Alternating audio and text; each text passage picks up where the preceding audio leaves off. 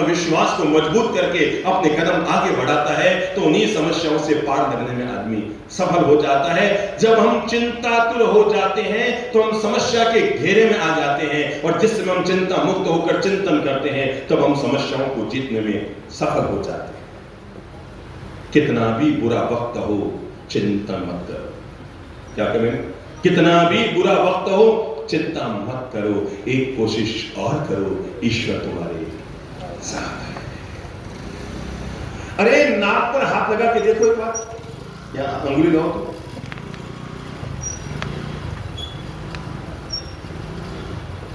सांस चल रही है या बंद है? एक बार चेक कर लो। किसी की बंद हो तो हाथ खड़ा कर दो, व्यवस्था करें इसकी। चल रही है ना? चल रही है ना? चलिए ना। इस आती जाती श्वास ने आपको क्या संदेश दिया? ईश्वर तुम्हारे साथ है। नहीं तो सांस की धारा कब रुक जाती? ये नासापुटों पर चलती हुई सांस हमें इशारा कर रही है कि भगवान तेरे साथ है। इसलिए जीवन में कैसा भी बुरा वक्त क्यों ना आ जाए, चिंता मत करना। हर समस्या में कोई न कोई समाधान का मंत्र जरूर छिपा रहता है। आदमी अगर कोशिश करता रहे, मेहनत करता रहे, प्रयास करता रहे, आज नहीं तो कल समाधान जरूर निकलता है। चिंता हमारी खुशी को खत्म करती है। क्या बोलो? चिंता क्या करती है? हमारी खुशी को खत्म करती है। चिंता हमारे मन को अशांत करती है। चिंता हमारी हंसी की हत्या कर देती है। किसी भी व्यक्ति के भविष्य को अगर अवरुद्ध करना है, आप कुछ मत करो, किसी एक बात को इसमें चिंता डाल दो। आपने कई बार देखा होगा, एक बहुत गोरा चिट्टा आदमी भी यूं मुंह करके बैठा है तो कैसा भूंदा लगता है, और एक सांवला आदमी भी अगर मुस्कुरा रहा है तो कितना सुंदर लगता है। चेहरे का सौंदर्य आदमी के रंग में नहीं होता, चेहरे का सौंदर्य व्यक्ति की मनोदशा, व्यक्ति के अंतर्मन की जो मनोदशाएं होती है, उन्हीं मनोदशाओं में व्यक्ति का अंतर्मन छिपा रहता है। इसलिए चिंता कितना बात कितनी भी बड़ी क्यों न हो, पर चिंता मत कीजिए, कोशिश और कीजिए, भगवान आपके साथ है। चिंता तो अभिमन्यु की तरह, चक्रव्यूह की तरह है, जिसमें आदमी जाना तो जानता है पर वापस निकलना नहीं जान पाता। और आप याद कीजिए अपने जीवन के उन पलों को, उन घंटों को, उन दिनों को, उन सप्ताहों को, उन महीनों को, जब किसी एक बात को लेकर आपके भीतर तनाव हो गया था, स्ट्रेस हो गया था, किसी एक बात को लेकर आपके भीतर अवसाद हो गया था, किसी एक बात या घटना को लेकर आप बहुत चिंतातुर हो गए थे, और इसी चिंता ने आपके मन को कितना दुखी कर दिया। दुनिया के एक महान लेखक हुए जिनका नाम था स्वेट मार्गन। नाम सुना है ना?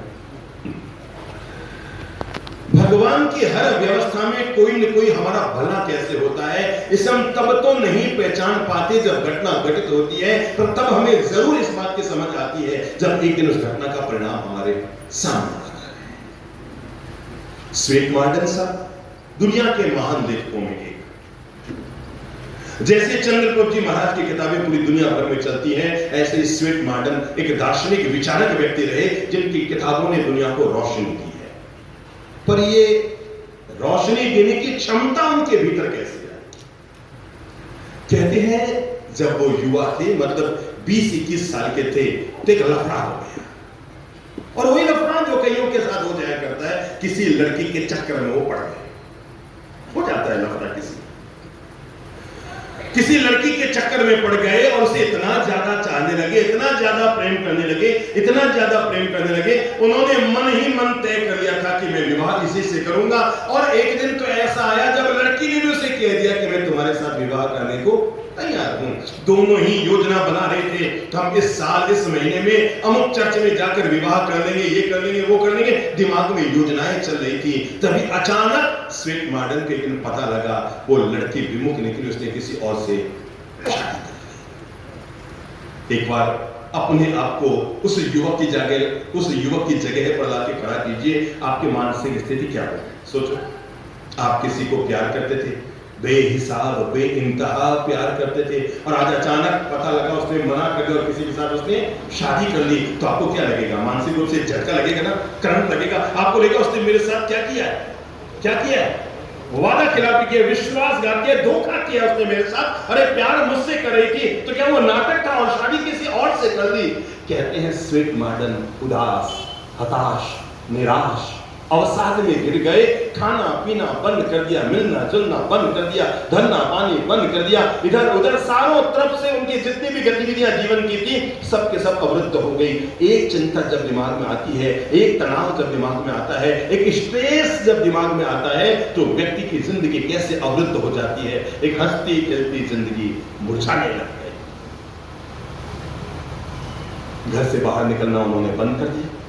बस एक ही बात दिमाग में चल रही थी, क्या बोलो तो क्या चल रही होगी, क्या चल रही होगी, सोचो सोचो सोच कर सोचो।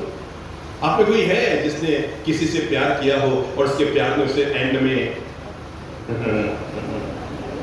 इनकार कर दिया हो? तो हाथ खड़ा करो ना। है तो कई लोग खड़े नहीं होंगे। अरे भाई मैं पहली बात तो पूछूं भाई, न जची तो न जची, इसमें बुरा मानने की क्या बात है? समझ लो आपने किसी से प्यार किया, हो सकता है आपने मना कर दिया, हो सकता है उसने मना कर दिया। मैं तो कहता हूँ भगवान ने जो किया सो अच्छा किया। अरे सब कुछ होने से पहले ही दूर हो गए। सोचो शादी होने के बाद अगर ये नौबत आती तो क्या होता, क्या होता? आपकी भी समाज में इज्जत किरकिरी होती, उसके परिवार की भी समाज में इज्जत किरकिरी होती। भगवान को लाख लाख शुक्रिया करो, भगवान तो ने पहले ही मामला निपटा दिया। पर स्विफ्ट मार्टिन ये समझ न पाए और वो इतने ज्यादा तनाव में, इतने ज्यादा चिंता में, इतने ज्यादा अवसाद में, इतना ज्यादा उनको इस बात ने घेर दिया, मेरे साथ भगवान ने धोखा किया। अब वो उस लड़की को तो भूल गए, किसने धोखा किया? भगवान ने। आदमी सीधा भगवान पे डाल देता है, मतलब किसी की मृत्यु भी हो जाए, भगवान की ऐसी मर्जी। अरे भगवान की कोई लेन देन नहीं है, भगवान का कोई मर्जी काहे का है? आपका आयुष्य पूरा हुआ, जितनी चाबी भरी है राम ने उतना चले खिलौना। जितनी चाबी आपके खिलौने में भरी हुई थी, टिक टिक टिक टिक टिक टिक टिक टिक टिक टिक करते हुए चाबी खत्म हो गई। अरे भाई आपने घड़ी में चाबी भरी, चाबी खत्म हो गई, घड़ी बंद हो गई, इसमें भगवान क्या लेन देन है? पर वो आदमी की आदत, भगवान ने मेरे साथ धोखा किया, भगवान ने मेरे साथ धोखा किया, भगवान ने मेरे साथ धोखा किया, मैंने भगवान का इतना धोखा किया। वो उदास हताश निराश होकर अपने रूम में चले गए, सूख कर। 12 महीने तक कहते हैं स्वेट मार्टिन अपने रूम से बाहर ना आए, केवल चाय पीते रहते और थोड़ी सी ब्रेड खा करके अपनी जिंदगी काट रहे थे। सूख कर कंकाल हो गए स्वेट मार्टिन। इस अवसाद में इतने गिर गए, मेरे साथ भगवान ने ऐसा क्यों किया, मेरे साथ भगवान ने ऐसा क्यों किया? एक दिन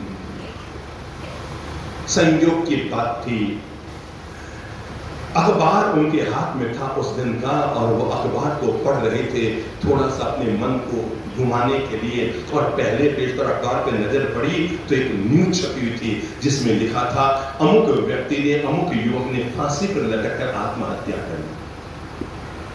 क्योंकि स्वेट मार्टिन भी लगभग यही सब योजनाएं बना रहे हैं। आदमी क्या होता है, जब प्यार टूटता है ना, या तो मारना चाहता है या मरना चाहता है। मैं इसको अपने छोड़ूंगा, मैं इसको जान से मार दूंगा। अरे बुद्धू, कल तक तू कहता था ये मेरी जान है, और आज कहता है मैं इसका जानलेवा कर दूंगा। मैं मतलब कितना बुद्धू होता है इंसान, ये साबित करता है कि तेरे भीतर प्रेम नहीं था, तेरे भीतर केवल वासना थी। अगर प्रेम होता ना तो जिससे वो प्यार करते तुम उससे भी प्रेम करने लग जाते।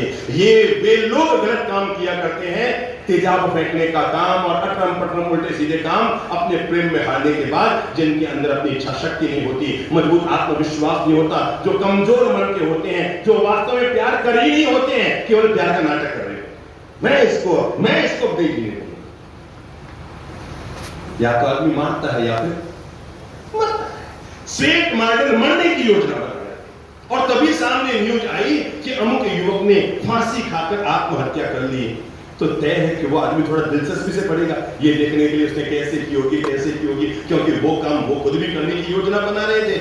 उन्होंने उसको पढ़ा तो चौंक पड़े, क्योंकि इसमें लिखा हुआ था, अमुक युवक अपनी पत्नी के व्यवहार से, उसने चिट्ठी लिखी मरने से पहले, मैं अपनी पत्नी के नेचर और व्यवहार से इतना तंग आ चुका हूं और लगता है कि ऐसी पत्नी के साथ जीने के बजाय तो भगवान को प्यारा हो जाऊं, फांसी पे लटक कर मर जाऊं। और मैं अब फांसी पे लटक कर मर रहा हूं, मेरी पत्नी इतनी जल्लाद है, इतनी ये है वो है, 20 चीजें उसने लिखी, और मैं इस पत्नी के साथ एक सेकंड भी नहीं जी सकता, मैं मर रहा हूं।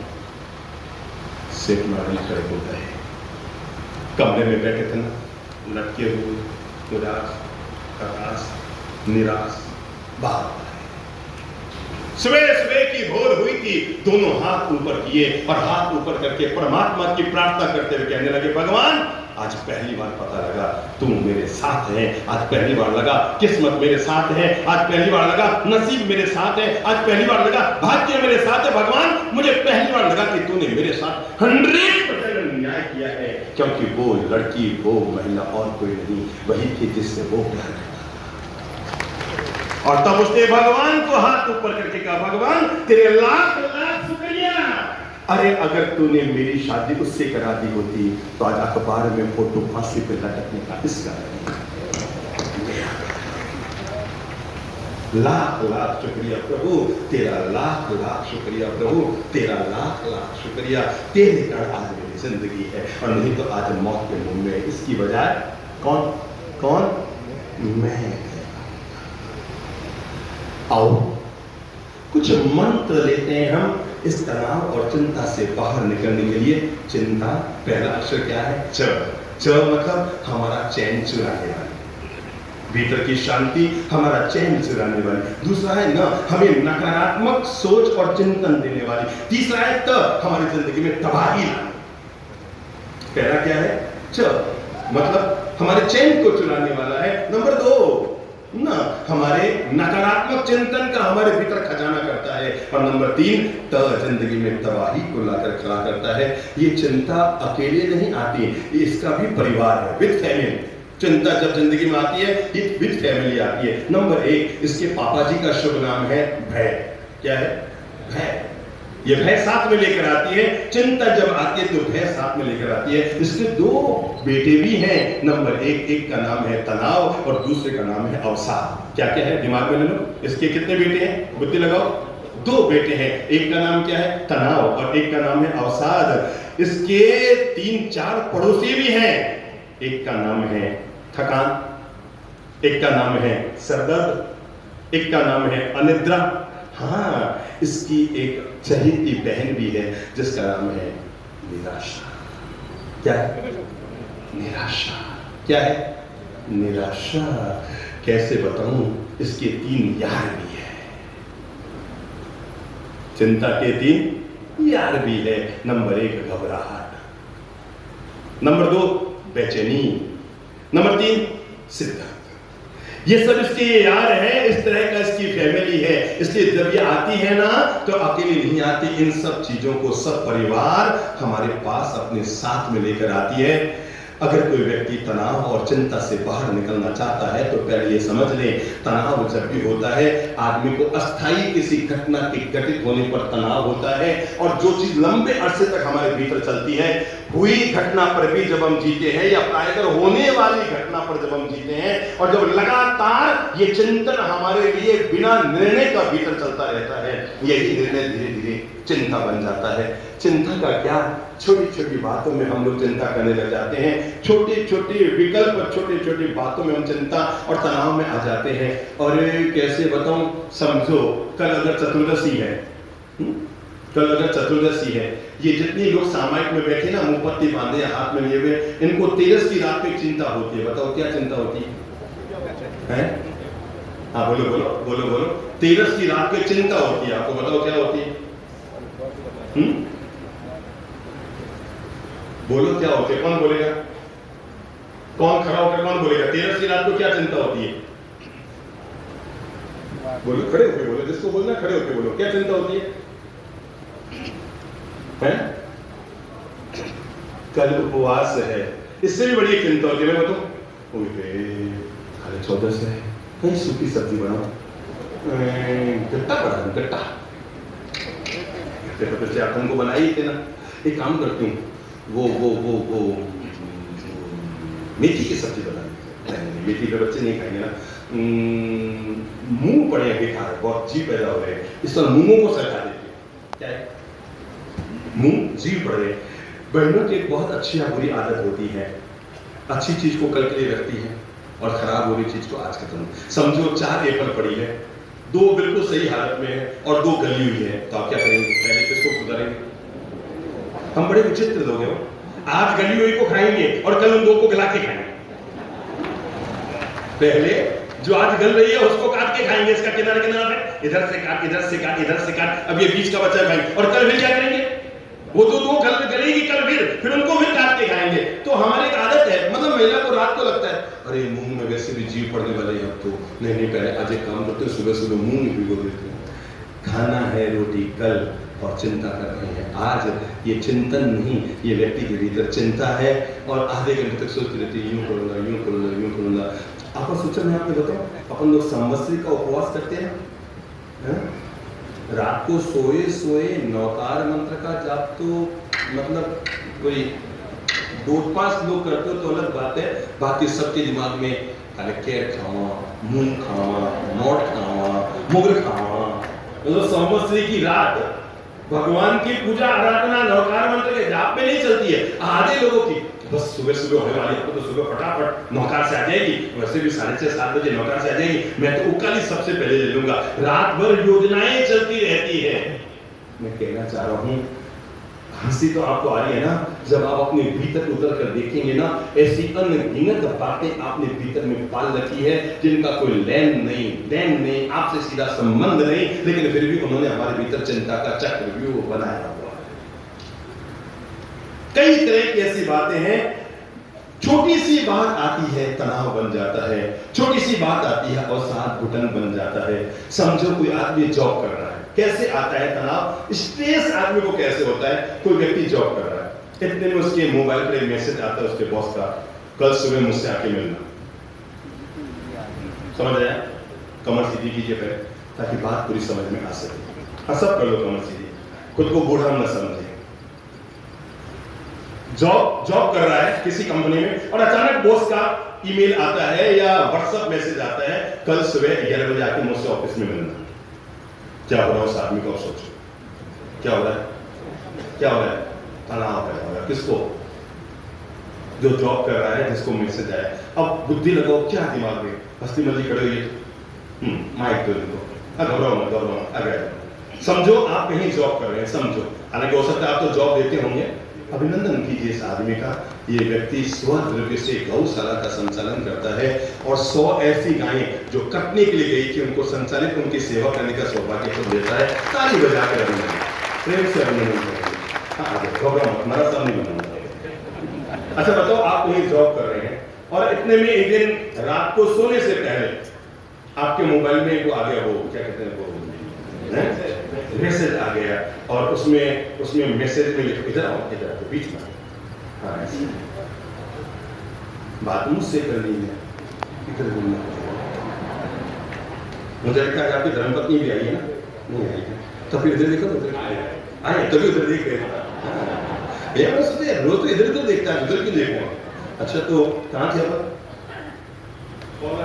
हाँ, मैसेज आया व्हाट्सएप से या ईमेल से, मैसेज आया आपके बॉस का। समझो आप कहीं जॉब करें, कोई लड़का कहीं जॉब कर रहा है। अब जैसे ही रात को 11 बजे आप सोने वाले थे और अचानक ये मैसेज पढ़कर आपके दिमाग में अचानक क्या होगा? ऐसे क्या बात होगी जो रात को मैसेज आ गया? क्या बात होगी यार, मेरी कल कोई वो मुझसे मेरे एग्जाम में गलती तो नहीं रह गई है, मैंने कल वो जो काम किया था शायद लगता है उसको कहीं कोई दिक्कत हो गई और हम रात भर नेगेटिव चिंतन करते रहेंगे, रात भर नेगेटिव चिंतन करेंगे, रात भर नेगेटिव चिंतन करेंगे ना, रात भर नींद नहीं आएगी। पत्नी कहती क्या बात है, सो क्यों? अरे तू सो जा, बस मेरा ये चिंता बड़ी गजब की होती है, रात भर नींद गंवाती है, सुबह नाश्ता भी आपको मन से नहीं पाएगा, जाके देखिएगा बॉस क्या हो गया, कहीं नौकरी छोड़ न दे, अभी वो कई स्टाफ कम कर रहा है, कोरोना के बाद मेरा नंबर न डाल दे, कहीं कुछ हो न जाए, ये न हो जाए। हम रात भर चिंता में करते रहे। ज्ञानी गुरु हमें कहते हैं बी पॉजिटिव, अपने मन को बनाओ। जैसे ही बॉस का मैसेज आया कि कल सुबह आकर मुझसे मिलना, तो ये मत सोचो कहीं मेरी नौकरी छूटने वाली तो नहीं है, हो सकता है मेरे काम से बॉस खुश होंगे और मुझे प्रमोशन मिलेगा।